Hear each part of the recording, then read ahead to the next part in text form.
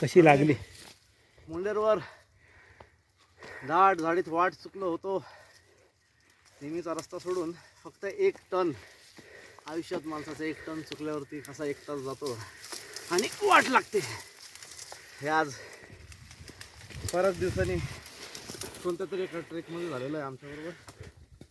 बिलकुल मला दिसतंय अजिबात रस्ता नाही आहे आणि जवळपास 75-80 डिग्रीतला उभा घाणेरी करवंद सगळ्या जाळ्या, अजूनही पाय टाकायला जागा मिळत नाही.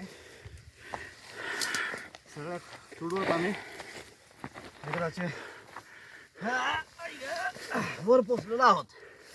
सगळ्या अंगातून रक्त येते आणि बरोबर आहेत प्रशांत भाऊ परदेशी, ज्यांना मस्त काट्याकुट्याने हे बघा हात दाखवा जरा, छानपैकी ओरबाडून काढलेला आहे.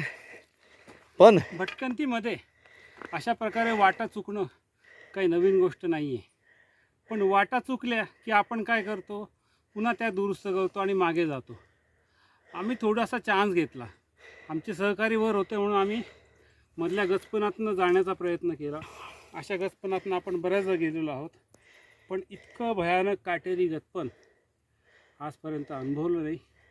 पण आम्ही जो मनाचा निर्धार केला होता की या वाटेवर मात करायची आणि यातून माग काढायचाच.